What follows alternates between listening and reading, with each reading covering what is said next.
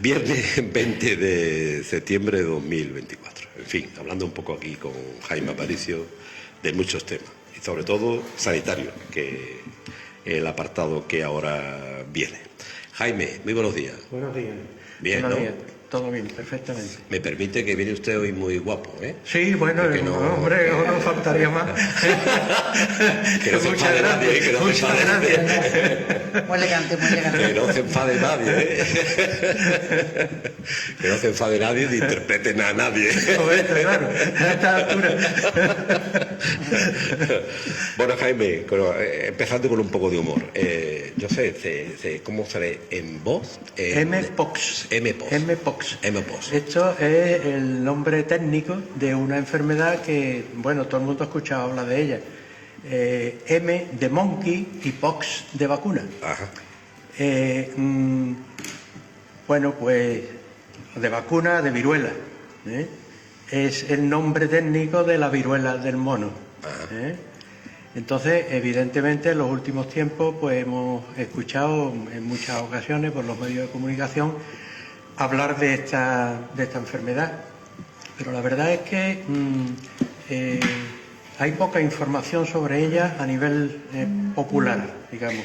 Bueno, la viruela del mono sí, que se parece a la viruela tal, pero frente a la que estamos vacunados todos los de cierta generación y tal, y bueno, y la vacuna, la viruela se declaró erradicada por la Organización Mundial de la Salud hace ya muchos años, de tal forma que se decía que, por ejemplo, el virus de la viruela solamente estaba conservado en determinados laboratorios para hacer la guerra bacteriológica, se decía, o sea, pero vacuna, o sea, la viruela prácticamente esa es una enfermedad que se declaró extinguida. Pero recientemente pues ha salido de nuevo a la opinión pública con el nombre de viruela del mono. ¿Por qué? Pues porque es un virus que pertenece a la misma familia que el virus de la viruela. La viruela se conoce como viruela del mono o viruela de los simios a nivel vulgar. Y bueno, se detectó por primera vez en personas en el año 1970, o sea que no es de ayer ni de anteayer, hace ya bastantes años. Y desde entonces ha tenido una evolución que se ha caracterizado, se ha denominado como una evolución endémica hasta en 11 países de África. Y se diferencia un virus de la viruela, de esta misma familia, en el África central y otro en el África occidental. Y dependiendo de la caracterización de cada virus, digamos, requieren o refieren una determinada gravedad a la enfermedad que producen. Qué curioso. Es curioso, No, yo te digo que es algo que cuando tú profundizas en ello, pues te das cuenta que, aparte de los avances que ha habido en los últimos años, de lo intrincado que es el tema de la virología, ¿no? Pues ahí los virus que estamos acostumbrados a oír hablar de las mutaciones y de tal, bueno, pues dentro de las propias familias de virus hay virus que con muy pocas modificaciones se manifiestan de una forma en unos lugares y otros en otros. Esporádicamente se habían detectado algunos casos fuera de esas zonas de África, pero desde aproximadamente mayo del 2022 se empezó a notificar un número significativo de casos en varios países donde la enfermedad no era endémica. O sea, seguía existiendo en el África central y el África occidental, pero empezaron a aparecer casos en otros países en donde prácticamente era un virus desconocido, principalmente en Europa y en Norteamérica, es donde empezaron.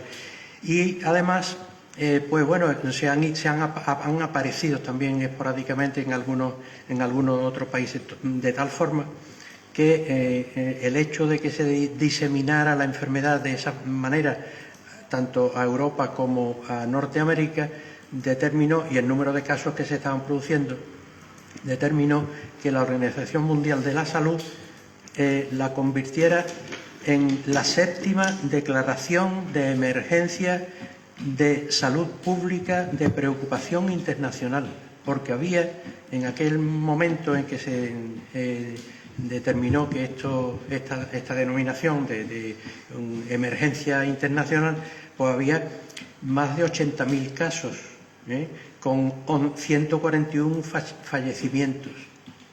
Y además se había detectado en 111 países, de tal manera que durante un tiempo pues representó un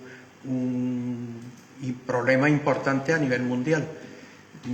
Se tomaron una serie de medidas y entonces esa declaración de emergencia de salud pública internacional terminó en el año 2023, o sea, duró un poco más de un año, porque se tomaron una serie de medidas para el control y se empezaron a estudiar con más profundidad todas las circunstancias que rodeaban.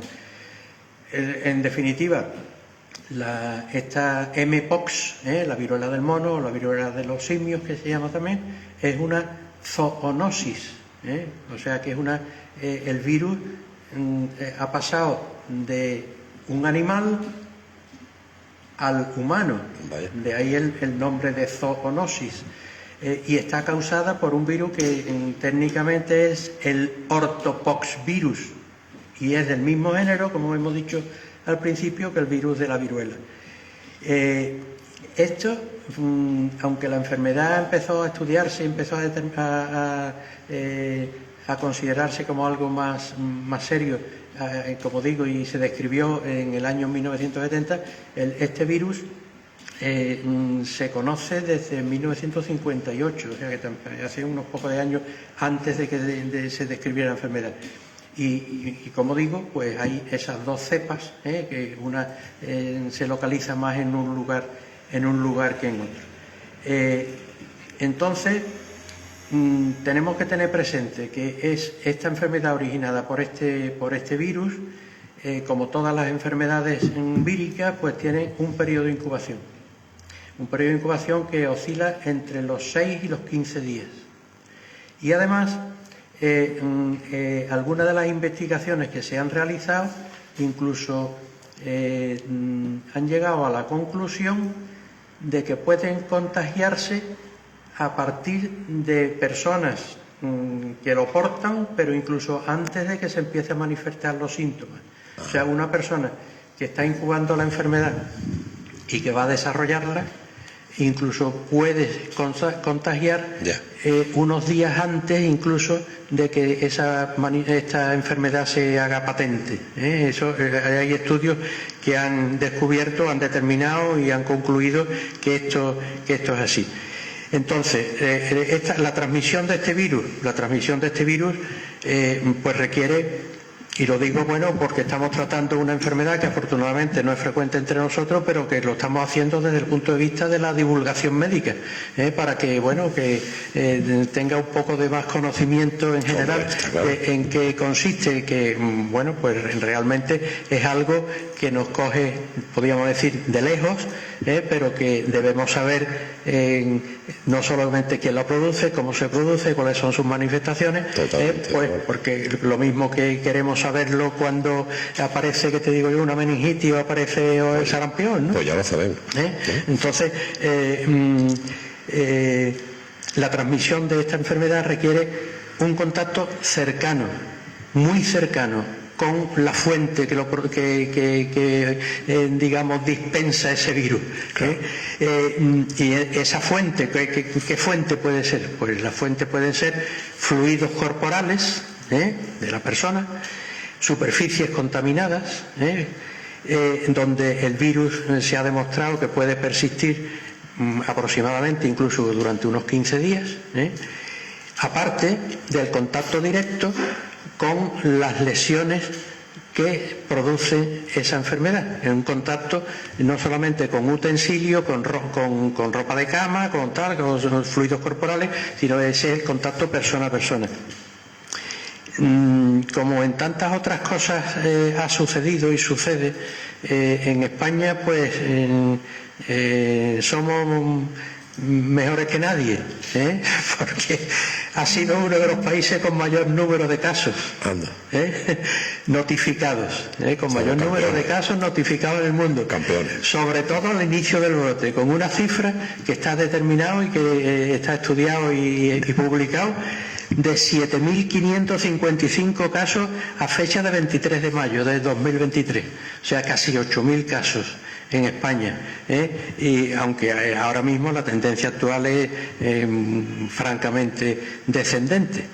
Y las comunidades en donde se vio más afectadas las personas por esta enfermedad pues fueron Madrid, la Comunidad Valenciana. Bueno, por el orden en que hubo casos de mayor a menor, fue Madrid, Cataluña, Andalucía y Comunidad Valenciana, por ese orden. Había un 97% de casos detectados en hombres, de una edad mediana de unos 37 años, y de todos los casos diagnosticados se determinó en aquel momento que un 21% habían tenido contacto con un caso probable o confirmado. De forma similar sucedió en el resto de los países. Entonces, esto es algo que no nos debe de extrañar ni tampoco nos debe de mostrar orgullosos porque esto haya sido así, porque esto revela que realmente pues no se han tomado las medidas por desconocimiento, claro. Posiblemente no se han tomado las medidas adecuadas para prevenir la enfermedad. El conocimiento de las manifestaciones que da esa enfermedad pues era muy limitado al principio. Con el paso del tiempo, evidentemente, con los estudios realizados pues se ha ido ampliando, y se puede presentar como tantísimas enfermedades. En principio, el inicio pues puede ser como un malestar general, con fiebre, escalofríos, un aumento del tamaño de los ganglios linfáticos, dolores musculares, cansancio, dolor de cabeza, dolor de espalda. Como vemos, es un cortejo sintomático que realmente acompaña a muchas otras enfermedades de las que hemos tratado. Y después, cuando ya esto ha aparecido, hace su aparición un exantema. Habíamos dicho en alguna ocasión, para que la gente nos entienda, el exantema, ya prácticamente hay un porcentaje grande de la población que sabe qué es, pero que habitualmente, sobre todo en nuestro medio, eso se consideraba que era como un arrojo. Un arrojo, le ha salido un arrojo, a mi niño no ha salido un arrojo, le decían las madres. Bueno, pues eso es un exantema desde el punto de vista médico. Entonces, ese exantema era característico, lo mismo que es característico el exantema del sarampión, el de la rubeola, el de la varicela, el de la viruela también es un exantema característico. Puede aparecer aproximadamente desde 1 o 2 días antes hasta 3 o 4 días después de que aparezcan esos síntomas que hemos dicho, y comienza fundamentalmente en la zona de la cabeza, a semejanza de lo que sucedía con la viruela que conocemos, que nos afectaba hace ya muchos años, cuando tú ves a una persona con la cara con muchas cicatrices, está picadito de viruela, se decía, ¿no? Bueno, pues también este virus afecta fundamentalmente a la cabeza, a la zona de la cara, a la cabeza. Entonces se extiende después hacia el tronco, hacia las extremidades, y al principio son pequeñas manchas, que de aproximadamente unos 2 o 3 milímetros, incluso puede llegar en algunas ocasiones hasta 5, que evolucionan. Normalmente aparece la manchita, después aparece la ronchita, que se llama la pápula, después, tal como sucede con la varicela, sigue un camino muy parecido, o sea, aparece la mácula, la pápula, la vesícula, la pústula. La pústula se llama pústula porque normalmente son vesículas rellenas de pus, pero estas no son pústulas, son pseudopústulas, porque no están rellenas de pus, están rellenas de otro tipo de secreción. Son restos de células, en fin. Y aproximadamente una semana después de que aparece esta pseudopústula, pues hay otro estadio posterior que es que se convierte en costra, es la postilla, aparece la postilla, que se seca y se cae, y esto sucede entre los 7 y los 14 días después del inicio del exantema, del arrojo, como decíamos. A veces, incluso, tal como sucedía con la otra viruela que conocemos, puede producir cicatrices también. La mayoría de los casos que se han producido en España, y sucede también en otros países, pero bueno, de los que hemos estudiado más cercanos, han sido como consecuencia de relaciones que han mantenido hombres con otros hombres. Y se manifiestan pues fundamentalmente las lesiones en las áreas, aparte de la que hemos comentado, en las áreas en donde se ha producido directamente la inoculación del virus, como pueden ser, bueno, pues genitales, lesiones periorales, lesiones anales, incluso inflamaciones del recto, amigdalitis, faringitis ulcerosa, generalmente afectación sistémica como consecuencia de la invasión de este virus al resto del organismo, ¿no? Entonces, esto es fundamental. La mayoría de los casos que se han presentado son como consecuencia de relaciones de hombres con otros hombres. No quiere decir esto que no se pueda producir también esta enfermedad en mujeres, claro, pero las localizaciones de las lesiones suelen ser diferentes. El exantema tiene distintas localizaciones, aparecen también las adenopatías. Y ya digo, existe esa diferencia en la localización. Hay otras manifestaciones menos frecuentes que consisten en infecciones oculares, que pueden haber conjuntivitis, o inflamaciones de la conjuntiva, inflamaciones de los párpados, inflamaciones de la córnea, incluso en algunas ocasiones pérdidas de visión, aparte de esas lesiones que hemos dicho. Y hay en ocasiones, pues incluso las manifestaciones se pueden dar en mayor profundidad, pues se puede afectar el tejido celular subcutáneo, o sea, se producen celulitis, que también dan un grado de mayor gravedad.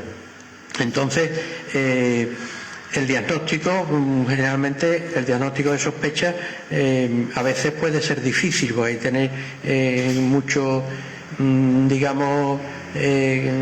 tacto al hacer la historia clínica, pero cuando está haciendo la historia clínica y está haciendo el interrogatorio de la persona, pues más o menos te está haciendo una composición de lugar, cuál es el régimen de vida de esa persona, cuáles son las costumbres de esa persona, cuáles son las tendencias de esas personas, y entonces pues eso te da una orientación hacia por dónde pueden venir los tiros, digamos, cuál puede ser la causa de esa enfermedad. Generalmente la enfermedad suele ser leve, o sea, aparte de estas manifestaciones importantes locales que hemos visto, de llegar a convertirse en pústula y dejar cicatrices, y la localización que hemos descrito, que en la boca, en las últimas porciones del intestino, en los genitales, en fin, que pueden originar unas grandes molestias y problemas de complicaciones importantes. Aparte de eso, y de personas inmunocomprometidas que pueden además tener complicaciones más importantes, que pueden incluso poner en peligro su vida. Generalmente, en la inmensa mayoría de los casos, salvo esas excepciones, suele ser una enfermedad que cursa levemente, pasa los días en que sigue el proceso de evolución del virus y la enfermedad, y suele desaparecer, a veces dejando cicatriz y a veces no. Si hay alguna complicación, pues bueno, pues ya la cosa cambia, ¿no? Y hay neumonía, y sepsis, cefalitis, y en fin, una serie de historias. Mortal no es, desde luego, ¿no? Puede ser mortal. Puede ser mortal. En algún caso de mayor gravedad, y sobre todo si hay complicaciones, claro. si hay patologías previas. Claro. No suele haberlas porque, como hemos visto, la inmensa mayoría de la edad media de los hombres o de las personas son jóvenes, pero puede haber personas inmunocomprometidas. Aparte de que esto también puede afectar a niños, puede afectar a embarazadas. Ajá, y cuando afecta a una embarazada, pues el riesgo de que se produzca un parto prematuro o que sea necesario inducir una cesárea, pues es importante, y el recién nacido puede verse afectado también por la enfermedad transmitida por la madre, o sea que tiene, digamos que lo hemos tratado así de una forma un poco superficial, pero que tiene, digamos, unas connotaciones bastante importantes a muchos niveles y en muchas fases y en muchas personas del entorno.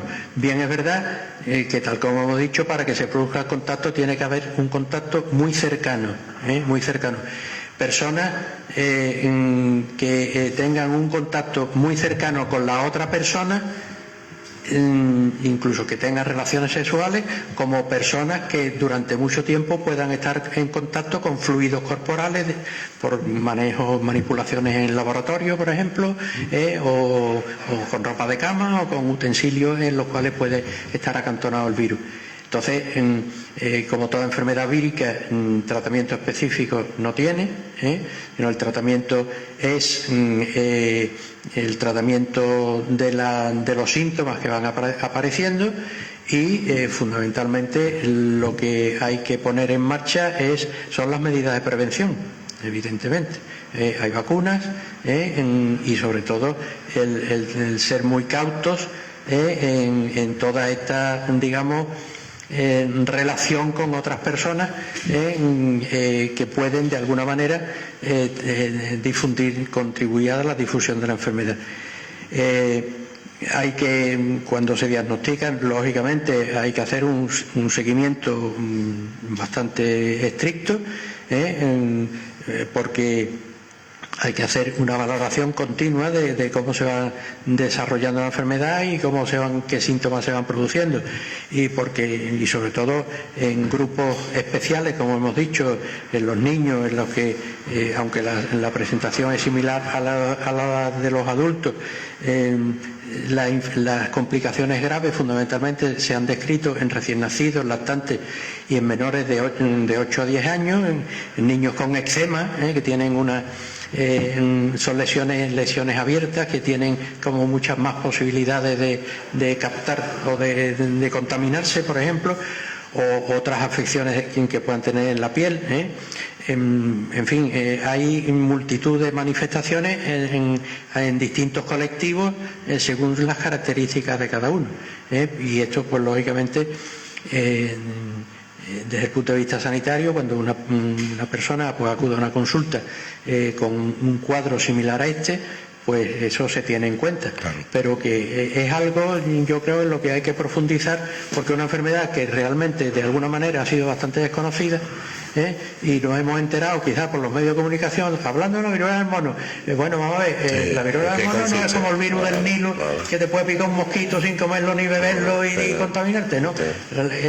Para contraer esa enfermedad tú tienes que tener un determinado régimen de vida, claro, y tener, digamos, una determinada, no solamente las prácticas sexuales, sino digamos, costumbres higiénicamente en condiciones. Efectivamente, o sea que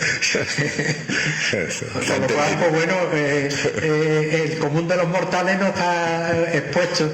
Sí, La realidad es que se dan pocos casos ya, ¿no? Sí, no, se dan pocos casos. Hubo un pico importante, como digo, que fue declarado como una enfermedad desde el punto de vista internacional, que fue declarada por la Organización Mundial de la Salud, como dijimos, pero afortunadamente eso ha ido decreciendo y ya pues realmente hay muy pocos casos. De vez en cuando aparece una noticia de algún caso, pero bueno, ya afortunadamente Pienso que habrá colectivos en los cuales habrá mayor conciencia del tema, y el resto de la gente, pues a medida que va teniendo conocimiento de en qué consiste esto, pues tendrá también o pondrá en marcha las medidas correspondientes para evitar contaminarse. Los que te han escuchado, creo que, y los que te van a escuchar, creo que tomará cuenta y tendrá pendiente tu explicación, ¿no? Todo lo que sea prevención es importante. Estupendo. Y sanitaria, mejor que mejor, ¿no? Siempre se ha dicho, más vale prevenir que curar. Que curar. En este caso, nunca mejor dicho. Está claro. Jaime, antes de irte, nosotros aquí, desde que hablamos en las distintas, bueno, en tu didáctica y pedagogía, explicándonos todos los aspectos sanitarios y todo aquello que nos interesa, hemos hablado siempre de que la carencia de pediatras, lo que estaba pasando en los centros de primaria, que antes las consultas eran para 15 días, ¿no? Pero ahora se prolonga hasta un mes. Tú pides consulta para un médico de primaria, un pediatra. Bueno, un pediatra tiene otras características, pero... No, sí, pues quizás la pediatría pues sea una de las especialidades que con más urgencia necesita una atención inmediata. Y te da un mes y pico. ¿Esto dónde vamos a llegar, Jaime? No es de recibo. Esto lo único que hace es aumentar las urgencias hospitalarias. Claro. Y que la gente acuda al hospital para cosas que se podían resolver perfectamente en atención primaria.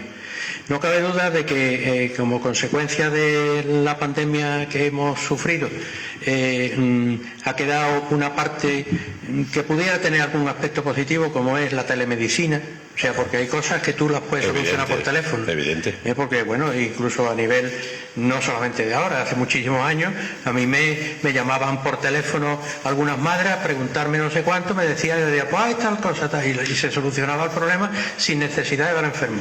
Cosa excepcional, pero que se da. La telemedicina no te puede resolver ningún problema importante. O sea, el médico, una consulta médica tiene siempre que ser presencial. Y más un pequeñito, y más un niño. Y más un niño, porque además hay una característica que de alguna manera define a mi especialidad, que es la cara del niño.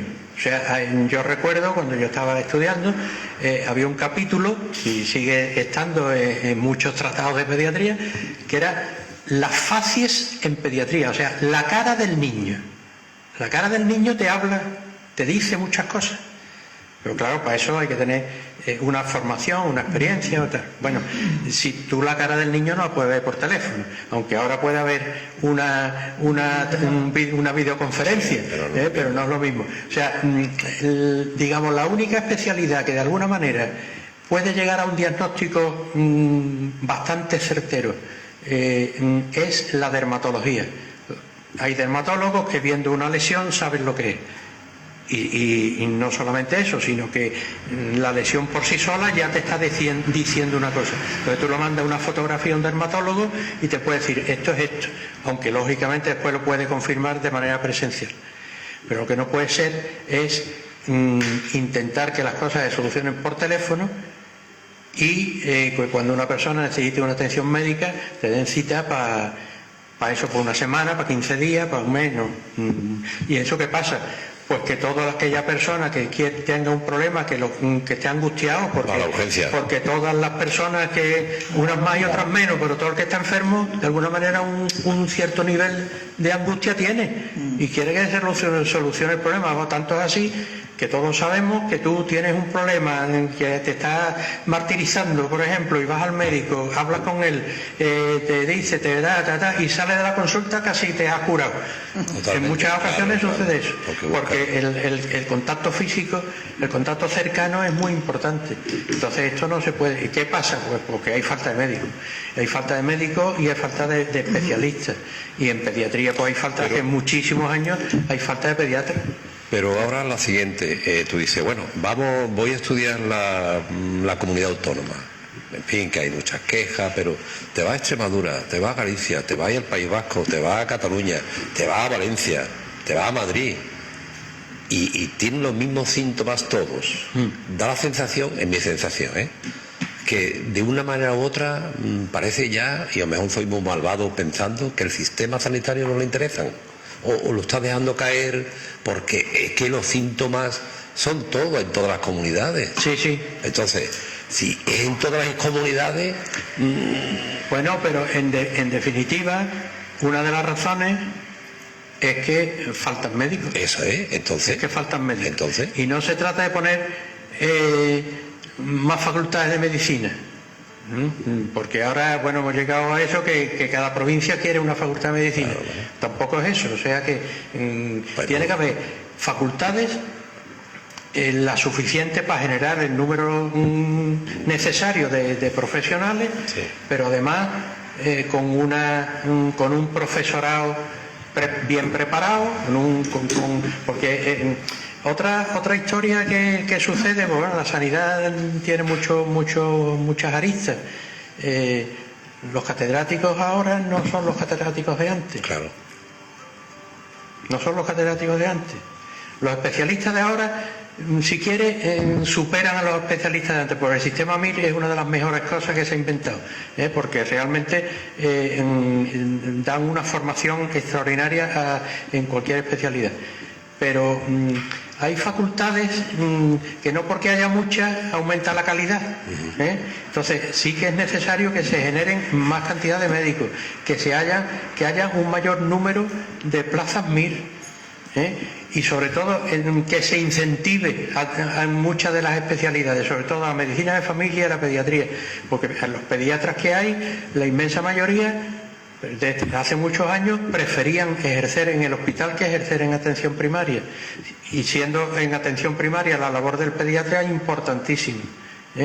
Que genera ahorro además, porque cuando en una consulta de pediatría hay una persona que no es titulada, no tiene la especialidad, claro, soluciona muchos problemas, pero hay otros que como no tiene la especialidad lo tiene que mandar al hospital, al servicio de pediatría del hospital, mientras que si el que está atendiendo en atención primaria es un especialista, tiene una visión mucho más amplia que quien no tiene la especialidad, y entonces puede solucionar muchos problemas, muchísimos más problemas que si no tal.